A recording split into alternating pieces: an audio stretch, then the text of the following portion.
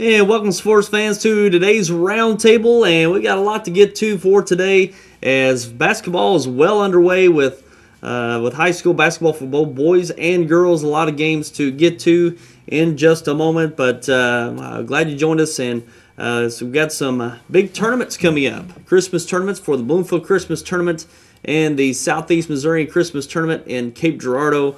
So we've got one of those tournaments already seeded, which we'll get to later in our show, the Southeast Missourian Christmas Tournament in Cape Girardeau. That tournament's already been seeded, and the Bloomfield Christmas Tournament will be seeded this weekend, actually on Sunday. So we've got a little bit to wait for that one, but two big Christmas tournaments coming up as we're less than 2 weeks away from Christmas already.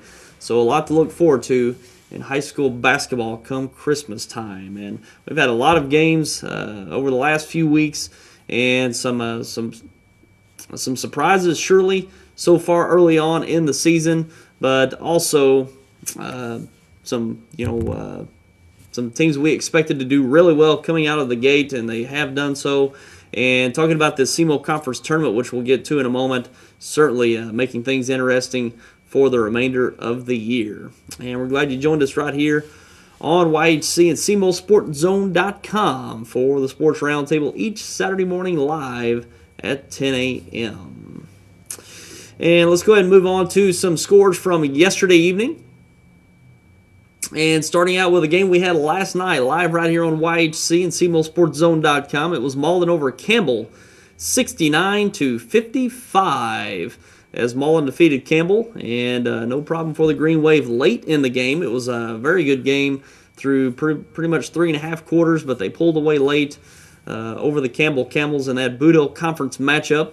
And we've got some highlights of the game from last night, which we'll get to here, as the Green Wave get the Boot Hill Conference victory early on. A nice steal here by the Camels and scored by Adams. And here we've got a nice three-point shot put up, as the Camels shot very well from three-point land last night.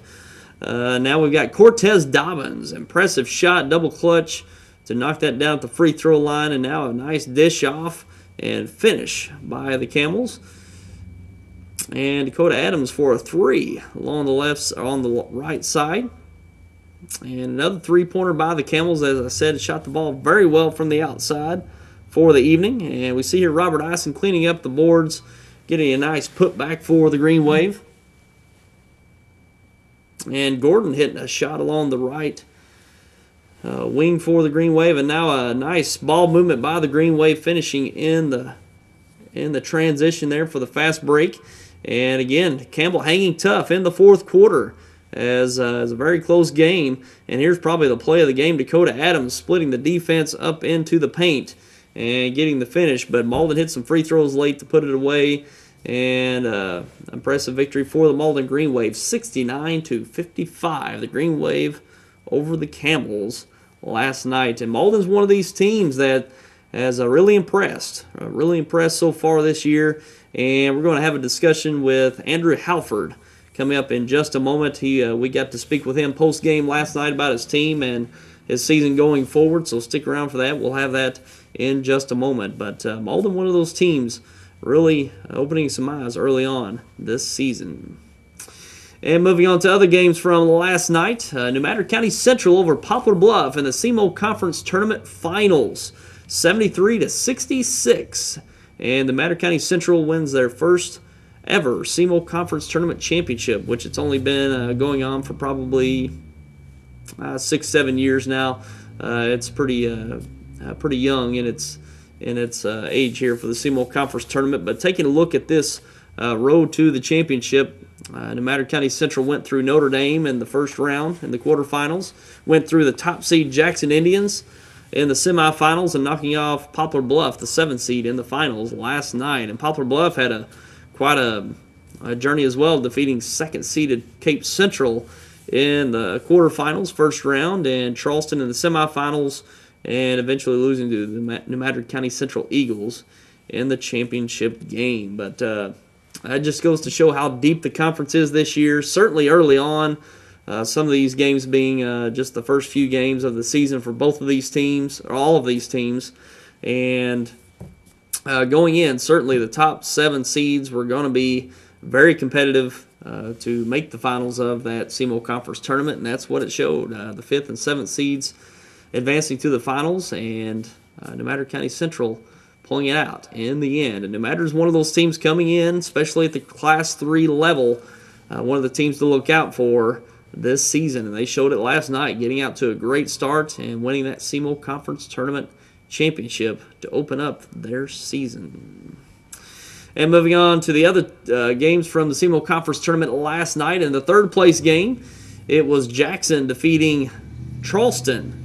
Jackson defeating Charleston in that 3rd place game, 85-59, and a comfortable victory for the Jackson Indians last night. Jackson playing up in Class 5, certainly one of the better teams in the area this year, and they showed it with a 3rd place victory last night over Charleston.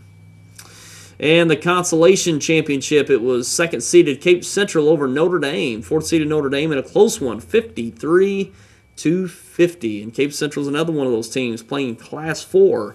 Very talented team. They got Andre Statham, who's committed to play at Jacksonville State in the Ohio Valley Conference. So a very exceptional talent in Statham. Also Al Young, the junior guard for the Cape Central Tigers, having coming off a very good sophomore campaign. He was one of the probably surprising players that rose to the occasion last year, and certainly expecting a lot from him in his junior campaign this season. And that wrapped up the SEMO Conference Tournament last night. And to other games in the area, Bernie defeated Gideon 49-35. The Bernie Mules over the Gideon Bulldogs. Also, Zalma over Naylor 79-69. Woodland over Chaffee 64-23. And Woodland's another one of those teams, really making some waves early on, and had a pretty good team ending last year, coming into this year with the transfer of Zach Beal from Leopold, standing at around 6'6", 6'7", along with Garrett Reynolds, talented point guard for the Woodland Cardinals. It should be a very good team going through this year as well in Woodland. And St. Genevieve defeated Valley Catholic. That was 76-51 in the Battle of St. Genevieve there. Scott City over Oran, 54-37. Zenith Hornersville over Caruthersville, 87-53. And going back to that Zenith Hornersville game, the Zenith Hornersville victory over Caruthersville, that's a big victory for Zenith Hornersville. It's a Boot Hill Conference matchup, and Kyle Moore for Zenith Hornersville had 53 points, and matching Caruthersville's scoring output of 53 points in that contest. So certainly, I would say probably is the most impressive performance early on in this season, getting 53 points from Kyle Moore from Zenith Hornersville. And this Zenith Hornersville team, a team to look out for. They've had a really good season so far, and a dominant victory over Caruthersville last night. And they're going to be very competitive, not only in the Boot Hill Conference, but in the Class 3 district. That Class 3 district with New Madrid County Central, Malden. You throw Zenith Hornersville in the mix there as well. Hayti in there in the mix, moving up to Class 3 this year. Going to be a very competitive Class 3 district later on this season. So that'll be very interesting to see how that plays out later on this season. And another game, Saxony Lutheran over Oak Ridge, 73-43. Also, Neelyville over Clarkton in a shootout, 102-94. A lot of points scored in that one. Neelyville pulling out the victory in the end. Also, we have East Carter County over Van Buren, 57-43, out there in the Ozark Foothills Conference. Bloomfield over Richland in the Stoddard County Conference, 96-46. Bloomfield, one of those teams coming back this year. Pretty talented bunch. They're going to make some waves in the Stoddard County Conference this year, and looking good early on are the Bloomfield Wildcats. And Hayti defeated Portageville in the Boot Hill Conference, and that took place at the FedEx Forum in Memphis. And Hayti got a comfortable victory, 70-41. Hayti, another one of those teams, really making some waves early on this season, and they should bode well for a good seed in the Christmas tournament that's taking place this weekend. So another dominant victory by the Hayti Indians last night. And also we've got the Paragould girls McDonald's shootout in Paragould, Arkansas. In the semifinal round, it was Marmaduke defeating Dexter 60-48. The Dexter Lady Bearcats falling to the Marmaduke Lady Greyhounds, and Marmaduke, very, very good basketball program there in Northeast Arkansas, and they play at a very competitive level there at Class 2A in Arkansas, and they've won some state championships here in the last few years. So tough test for the Lady Bearcats last night. And also Nettleton of Arkansas defeated Poplar Bluff in the other semifinals 72-41. So that'll set up Nettleton and Marmaduke in the championship game taking place today. And Poplar Bluff and Dexter going at it for that third place game in Paragould. And those are the scores from last night. And we had a discussion with Andrew Halford, the Malden basketball coach, post-game last night after that Malden contest between Malden and Campbell. And we're going to take a look at that interview from last night after that Malden and Campbell matchup. So let's take a look. And we're along with Malden basketball coach Andrew Halford after this victory over Campbell. And Andrew, a nice showing by the Malden Green Wave here tonight. You extend your record to 4-1, is that right? Yes, sir. That's correct. So, good start for yourselves early on, and got a nice conference win here tonight. Absolutely. Campbell gave us everything we wanted tonight. They played hard. I give them a lot of credit for what they do. They disrupted us a lot, and we were unable to do that to them. I mean, our pressure didn't affect them too much, and I give them credit for handling that. Sure. And conference here win for you. You're 4-1.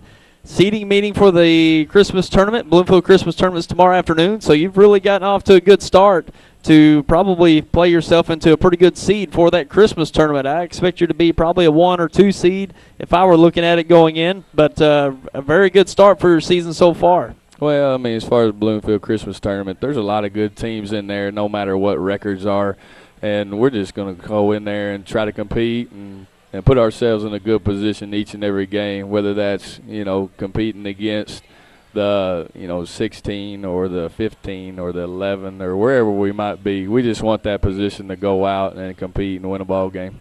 Sure. And you opened your season, the Oran Invitational Tournament, went to the championship game, lost to Scott County Central by 4, and I think you opened up a lot of people's eyes in that Oran Invitational Tournament. Scott County's been known to just roll through that tournament and had some competition this year with the Malden Green Wave, so that really turned some heads playing Scott County Central competitively. Absolutely, and I give all the credit to our kids in that. I mean, they've come out. We missed our football kids for almost the whole month, which was awesome because they're doing so well, but they brought just an extra fire and intensity to add to what we already had that was non-football. You put those kids together, and we got a good group of hard-working kids right now, and that's why we've been able to start off so well and give Scott County some competition in that OIT. And, we come up a little short, but we did a lot of good things against Scott County, and we're looking forward to building off that too. Sure. So we'll be looking forward to the Green Wave going forward. Got some tough games next week. Looks like you got Kennett on the schedule in Scott County once again. Absolutely. So back at it Monday. Yeah, got some tough teams ahead, and that Kennett game is going to be big. It's it used to be a conference game, not anymore. They moved to the CMO Conference, but still yet you can see them in the Christmas tournament. Probably a good time to play them, as you might see them later on in the Christmas tournament. Absolutely. Both them games next week are going to be huge for us. I mean, competing so far as well as we have, going to Kennett, going to Scott County, our kids are going to get plenty of tests before the Bloomfield Christmas Tournament. So sure. That's what we try to plan for, and that's what we're going to get. Yeah, you'll probably be the most tested team, maybe except for the likes of Dexter playing that tough CMO Conference opening schedule, but certainly playing some tough competition going into the tournament. You should be prepared in that regard. So, your team this year, it's one thing we're not quite used to seeing from the Green Wave, some length and some height. We've seen a lot of quickness, a lot of athleticism out of Malden, but not a lot of length. And you've got it this year with Ison and Barber underneath. So a lot of length for your roster this year. Yeah, and that helps out a ton. And we even have another, long, lanky kid that's on the bench that is a little bit behind those guys, but he's going to catch on as the season goes along, and he's going to be a big part of what we do also. So we get to add in another 6'1", 6'2", big, long kid, athletic, that can do some things well, and it's going to help us going down the stretch, combining them with all those athletic guards that we love to see out on the floor. Sure. So, the Green Wave looking good early on, and just taking a look at your district you're in, you're in the same district as New Madrid, and seeing Hornersville in the mix this year looking really good early on and probably going to get stronger as the year goes on. So, now looking at what you all have coming in here early on in the season just makes that Class 3 district that much more fun to watch as the season progresses. I feel like our district is just as tough as it has been in the past. The only thing you removed was the Charleston name. You still got Hayti, you still got New Madrid. Zenith brings something that people haven't seen yet, but they're a very good team. Hayti's a very good team. Yep. Twin Rivers is a very good team. New Madrid. I mean, you're talking about 4 or 5 solid teams that's in that district already early in the season, and they're only going to get better as the season goes along. Yeah, you mentioned Charleston moving out to another district, but you add Zenith Hornersville and Hayti into the mix, and they're looking really good early on, so they can really add some depth to that district, make it a whole lot more competitive by the end of the season. So we'll be looking forward to your team later on in the year. Andrew, we'll be seeing them once again, of course, the Bloomfield Christmas Tournament, so it's going to be fun to watch to see how your team develops and progresses, and certainly off to a good start, and I'm sure you're wanting to continue that momentum. Absolutely. We love what the kids have done, and we hope they continue that on, and we'll make sure of it. All right. Well, Andrew, appreciate you spending some time with us, and good luck down the road. Thank you. I appreciate it. And nice discussion with Andrew Halford last night post-game, and the Malden Green Wave looking very good early on, and they'll be fun to watch throughout the season. Got the Bloomfield Christmas Tournament coming up. They should be one of the top seeds in that Bloomfield Christmas Tournament. So very good Green Wave team early on this year, and we'll be looking forward to seeing them down the road as well. You can catch the replay of that Malden and Campbell game Saturday. That's today at noon and 6:30, and also Sunday afternoon at 4 p.m., the replay of Malden and Campbell right here on Channel 21. We'll have that uploaded to SemoSportZone.com likely over the weekend as well. So Malden defeats Campbell last night in impressive victory for the Green Wave. And also we had a game earlier this week, Risco and Delta C7 down in Deering, Delta C7 High School in that Tri-County Conference matchup, and we'll go ahead and take a look at that matchup earlier on Tuesday, as we had a nice matchup there in Deering. As we see here, the sophomore Drew Fortner steps through and gets a runner in the lane for the Tigers, and a nice look from Simmons down to Morgan Ludwig getting that easy basket underneath. And here we see Austin McCarter having a big game, one of his handful of threes on the night, knocking it down here. Heath Babb stepping into the lane, hitting that bank shot, and a nice up and under move by Luke Simmons for the Tigers. An impressive night for Risco. And we see here Austin McCarter once again knocking down the three. He had 32 on the evening, I believe, and a nice up and under move by McCarter himself. He did it inside and out for the Chargers Tuesday night. And here a three-pointer on the outside, knocked down by Ludwig. And we see here Drew Fortner, a nice jump hook in the lane, getting it to go for the Tigers. And we see here once again Austin McCarter knocking down the three-point shot for the Chargers.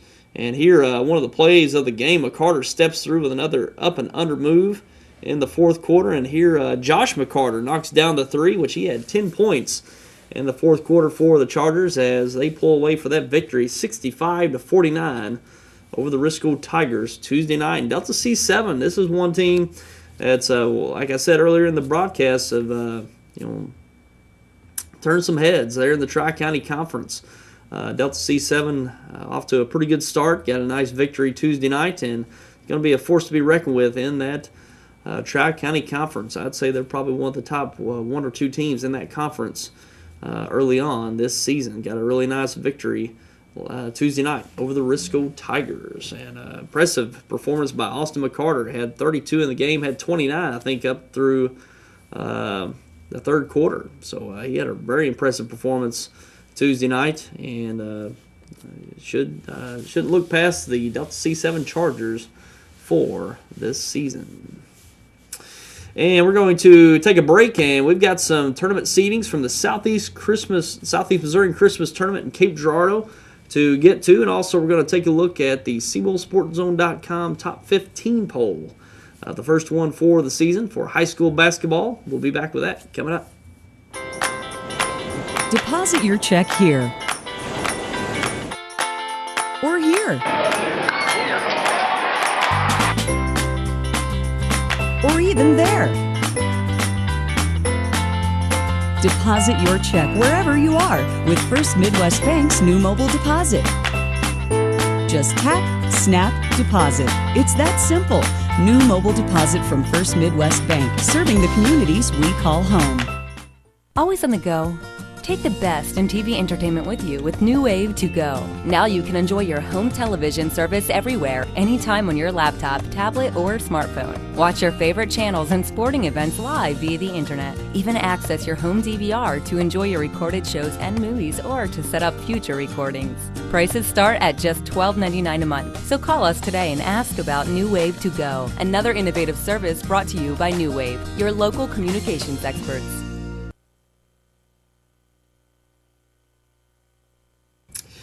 And now let's take a look at some tournament seedings for the Southeast Missourian Christmas Tournament in Cape Girardeau. They will release this week, and take a look at those seedings. 16-team tournament, as the Jackson Indians have the number 1 seed. They will take on Delta in the first round, the 16 seed. So Jackson and Delta in the first round. And Cape Central, the 2nd seed, they will take on the 15th seeded Chaffee Red Devils in the first round. 3rd seeded Notre Dame will take on 14th seeded Oak Ridge. 4th seeded Scott County Central will take on 13th seeded Kelly. 5th seeded Charleston will take on 12th seeded Leopold. 6th seeded Woodland will take on 11th seeded Bell City. 7th seeded Advance will take on 10th seeded Meadow Heights.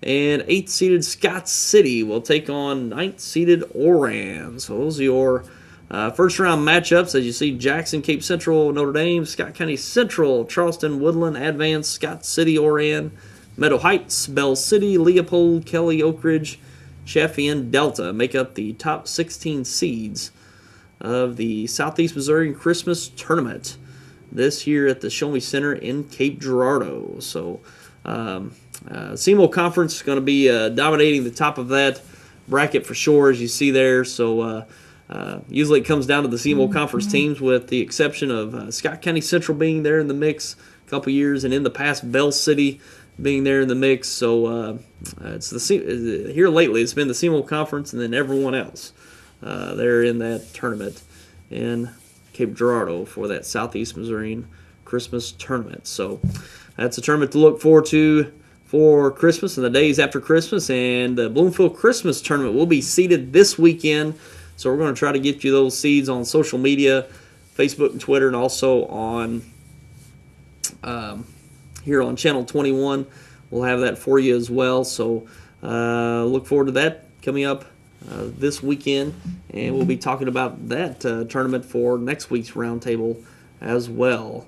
And talking about the Bloomfield Christmas Tournament, we're going to bring all 26 games live to you right here on Channel 21 on New Wave Cable, as well as SemoreSportsZone.com. We'll bring you all 26 games of the Bloomfield Christmas Tournament live on our networks on Channel 21 here on New Wave and SemoreSportsZone.com. So look forward to that once again this year. Should be a good time. It always is. And looking into this Bloomfield Christmas Tournament, it's going to be very competitive.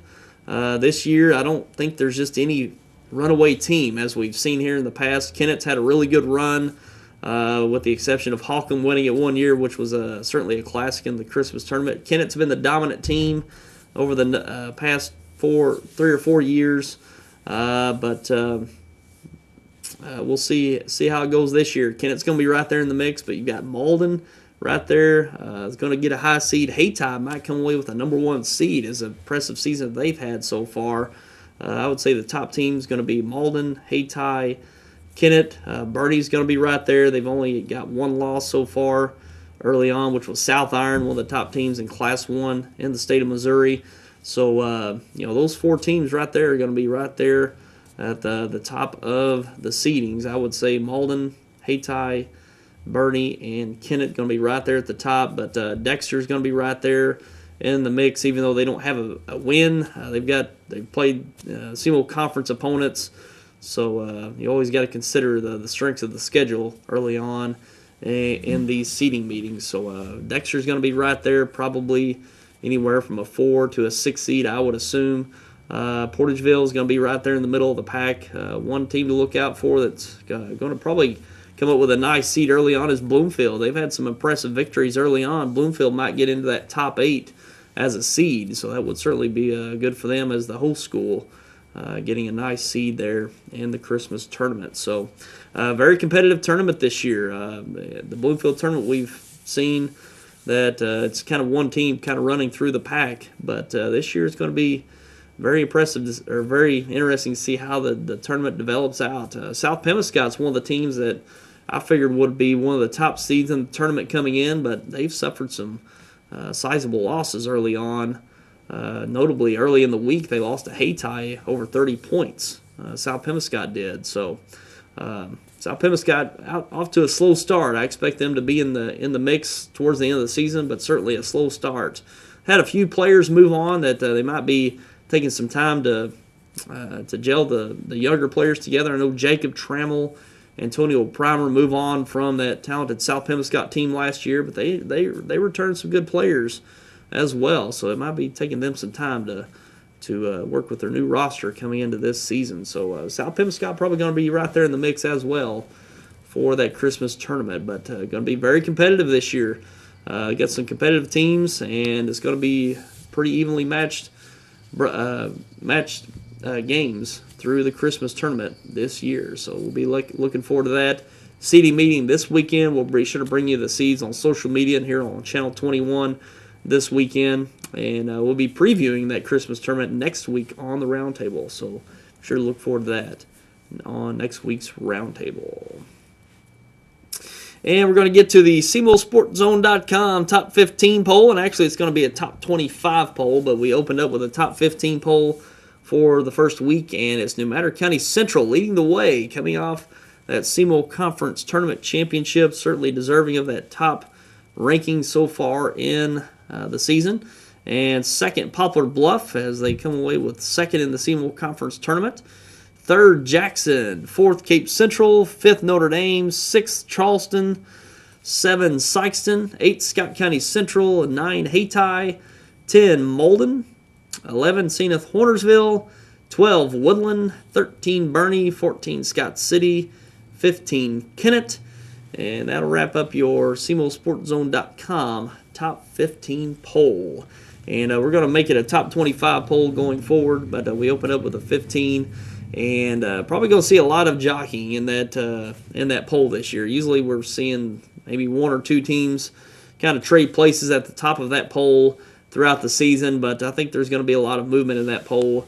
The SEMO Conference teams are going to dominate the top part of that poll, certainly this year, but I think they're going to beat up on each other quite a bit in that SEMO Conference, so we're going to see quite a few teams probably have that top ranking in the SemoSportsZone.com top 25 poll this season. So it's going to be an exciting year.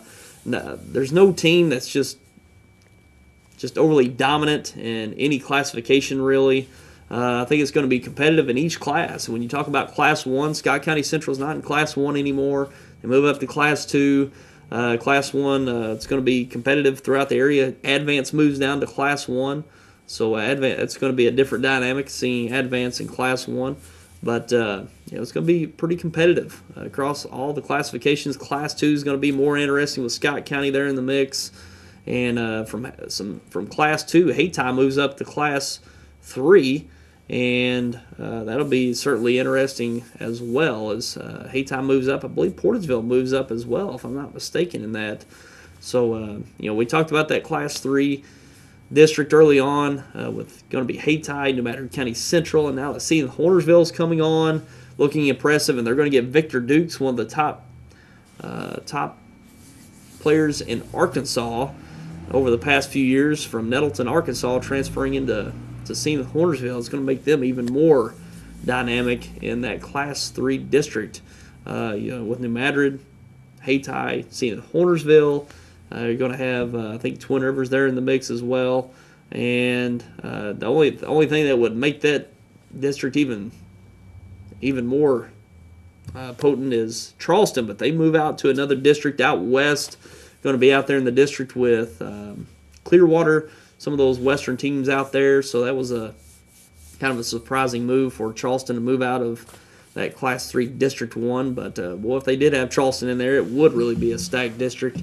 But nonetheless, that Class 3 District 1 will be competitive. And it's I think it's at New Madrid County Central this year. So that's certainly an interesting dynamic in that Class 3 District 1 with it being at New Madrid. And New Madrid's probably the top team in that district going into this season. So a lot of season left to develop and see how these teams progress throughout the season. And, the Class 4 is wide open this year. Sykeston, Notre Dame, Kenneth can even be there in the mix this year towards the end of the year. And Cape Central right there, the defending Class 4 district champions. So going to be a very competitive district in Class 4 as well. So it'll be fun to watch. It's going to be a fun season. That's what's going to make this season so fun.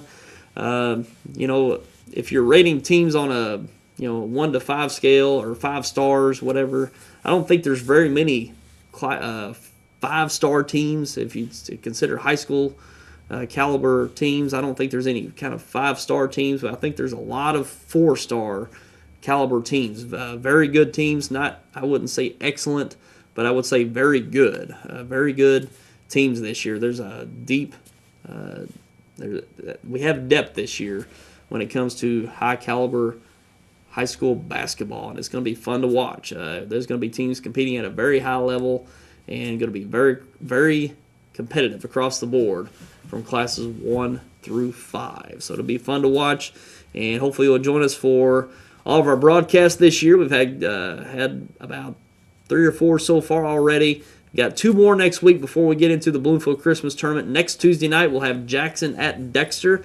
live from the Bearcat Event Center in Dexter.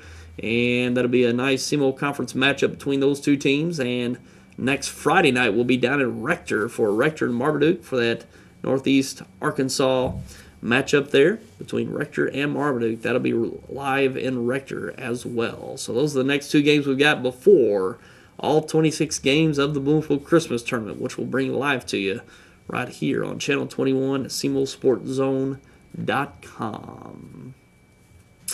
And we're going to take one more break and be back with some NFL football taking place this weekend. And also going to touch on final football rankings. We had some Southeast Missouri teams do well this year when they've released the final standings for the state rankings in high school football. And we'll wrap up with that coming up. What is your emergency? Need assistance at County Road 61 and Highway 9. Help is on its way. Clear! There's a better way to jumpstart your soil back to health. Apply Endzone to protect and increase nitrogen efficiency without killing bacteria. Apply Prevent to increase phosphorus availability and reduce fixation. Better yet, use them both to get more from your fertilizer investment and see higher potential yields. Ag Explorer, your prescription for healthy soil. Welcome to NFL Total Access, the show that takes you inside the locker room and down on the field. With inside access to all 32 teams all year long. NFL Total Access, Monday through Saturday, only on NFL Network. NFL Network, where football season never ends.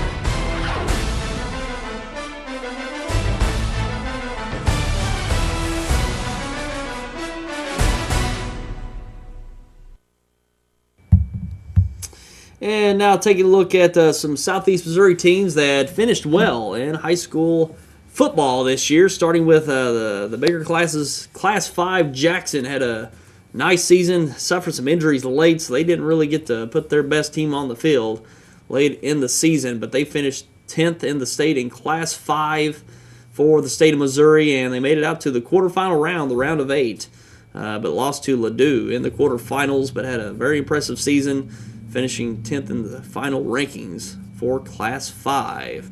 Now, Class 4, Cape Central had a very nice run, went out to the state championship, lost to Webb City, in that state title game. They finished third in the state in Class 4. Could have made a case they should have been the second one being the championship game, but Kearney gets the second ranking behind Webb City. So Cape Central finishes third in the state rankings in Class 4. Best, by far the best season they've had, playing in the state championship game this season. And in Class 3, Park Hill Central, the notable Class 3 team in the area, went out to the quarterfinal round as they ran into John Burroughs and got shut out in the quarterfinal round of John Burroughs. But Park Hill Central finished 6th in the state in Class 3. The Park Hill Central Rebels had a very, very good season, undefeated up until they ran into John Burroughs, but certainly a talented team in Park Hill Central this season. In Class 2, Malden finishes 4th in the state in Class 2. They went to the semifinal round, losing to the state champion Lamar Tigers. Lamar wins their fourth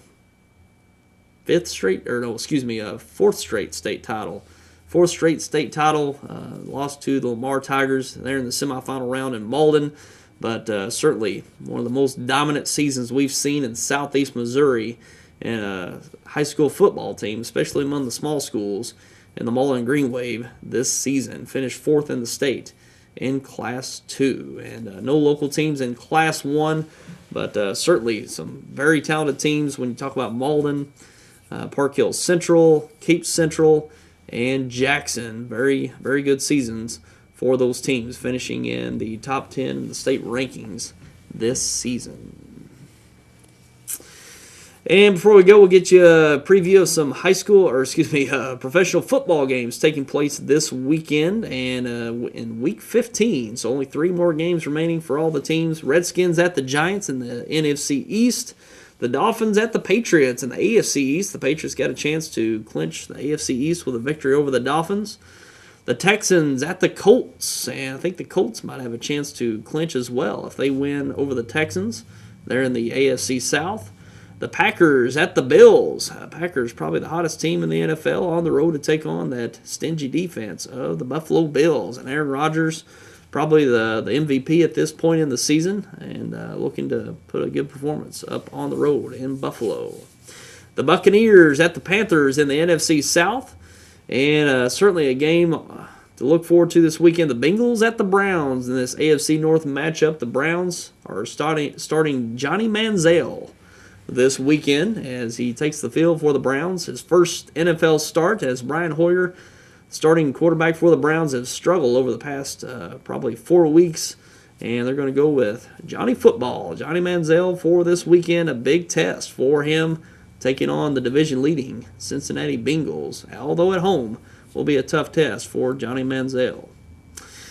The Vikings at the Lions in the NFC North, and a big matchup out west in the NFC West, the 49ers at the Seahawks, and the Seahawks staying right there in the mix for the NFC West crown as they're still behind the Arizona Cardinals, who defeated the Rams earlier this week, and they're looking to stay on pace to win that NFC West crown once again this year. But 49ers, a struggling team. So it's going to be a tough test. Seattle Seahawks pretty much dominated the 49ers just a couple weeks ago in San Francisco. So not looking good for the 49ers going into the toughest place to play in the league in Century League Field in Seattle.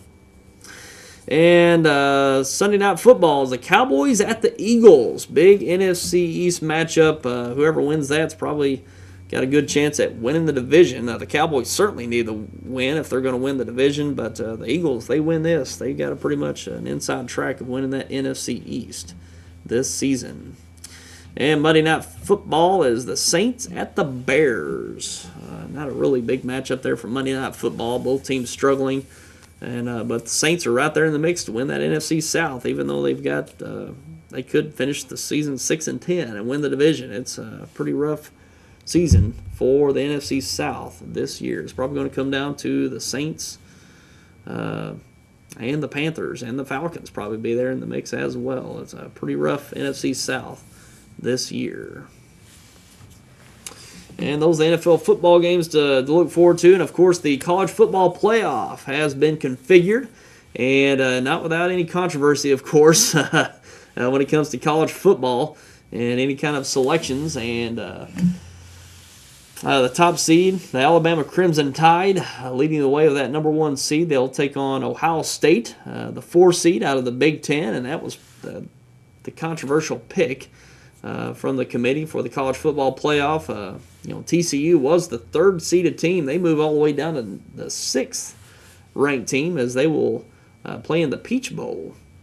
They'll play in the Peach Bowl this year, and TCU having I think it was a 52-point victory in their last game. I think it may have been Iowa State maybe in their last game, and they move all the way down to number 6. And Ohio State, it was their victory that probably made the difference. It was a 59-0 drubbing of Wisconsin in that Big Ten championship that put them into the playoff. That impressive victory. So it's quite a change. TCU going from 3rd to 6th. Ohio State getting into the playoff as that 4th seed. So certainly interesting how that played out as TCU goes from the number 3rd ranked team in the playoff to going out of the playoff, and Ohio State moves in with that dominant victory over Wisconsin in the Big Ten championship. But a tough test for Ohio State. So they'll take on Alabama in that semifinal. On the other side, the 2nd seed Oregon Ducks will take on the 3rd ranked defending national champion Florida State Seminoles, and Florida State's just barely getting by this season. They're undefeated, and you wouldn't really know it as they haven't been a dominant team. Usually an undefeated team's a dominant team in college football, but they're certainly not that this year, and they'll have a tough test going up against Oregon. They're going to have to really show up and play well all 4 quarters. Usually they're a second-half team in this season, Florida State, and they'll have to play 4 quarters, taking on Marcus Mariota, likely the Heisman Trophy winner this year for the Oregon Ducks in that semifinal game. So it's good they got a playoff this year. It's going to make it a lot more interesting to watch as these teams get to play it out, but just leave it up to college football to have a little controversy. But that's just how it goes.